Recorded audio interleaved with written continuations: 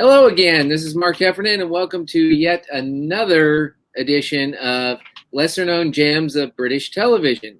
Today I'm here with a fan, Anthony Williams, who has attended several Dragon Cons, and he's here to talk about Quatermass, which is a very early, even predates Doctor Who, British science fiction series. So, Anthony, why don't you go ahead and tell us a little bit about Quatermass and why you like it? Thank you for the introduction, Mark. So Quatermass was, as Mark said, one of the earliest British science fiction shows. It was made in 1953, was the original serial. It was a 6-part show. 4 of the 6 parts technically missing, but in reality, they were never actually telerecorded. It all went out as live.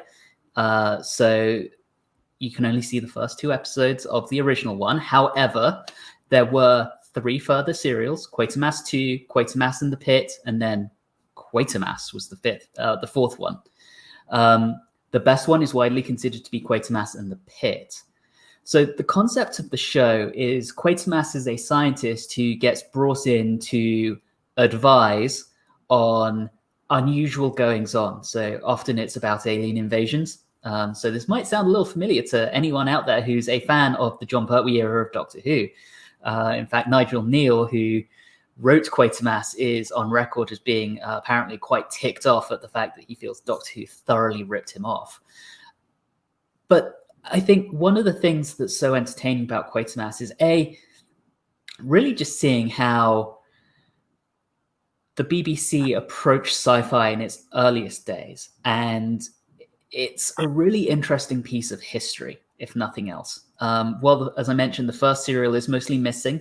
We still have everything else. So Quatermass 2 from the mid-50s and Quatermass in the Pit, I think, was in 58 or 59. And then 20 years later was the final one. But you look at the special effects, you look at the way those serials progress, and you're really looking at how the BBC learned not just how to do special effects and how to do science fiction, but filmmaking. Quatermass in the Pit was actually done on much better cameras than the first 2, so it looks a lot better.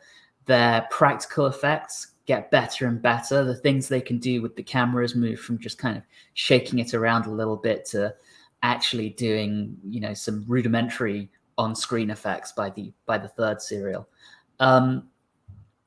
The lead actors are actually phenomenal, which is amazing for a relatively low-budget BBC show from the 1950s. But you just look at it, and it's just, you can see it as the blueprint for so many other things. And it was an absolute cultural phenomenon at the time. I think at the time the first one was broadcast, it was the 2nd most watched television event in the UK up until that time, the most watched one being the Queen's coronation. So that gives you an idea of like the cultural zeitgeist that this show had. And at the time, it was scary. You watch it now and you're like, oh, well, this is kind of cheesy. It's like 1950 sci-fi, kind of almost like Invasion of the Body Snatchers or very B-movie-esque. But they remade them for the big screen. So Hammer Horror remade all 3 of the original ones. And they actually received in the UK what was an X rating at the time because they were so scary. By modern perspectives, absolutely not. But it's just a really interesting show and film franchise to watch because it really shows you something about the time, as well as actually being quite well scripted and having quite a compelling story. So that's really why I think you should watch Quatermass and why I think it's such a valuable piece of British television history.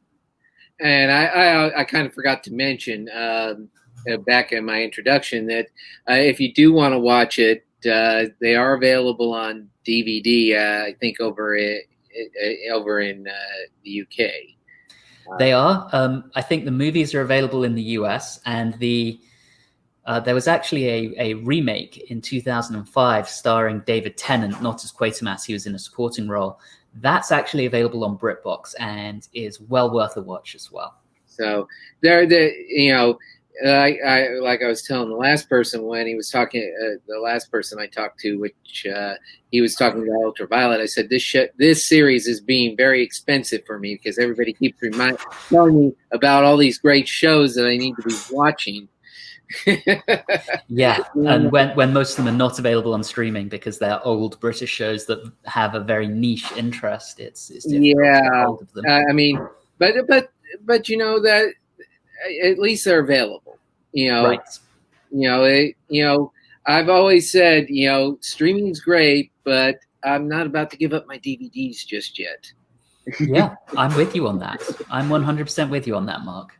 So anyway, well, that kind of wraps up this episode of Lesser Known Gems of British Television. And I want to thank you, Anthony, for participating.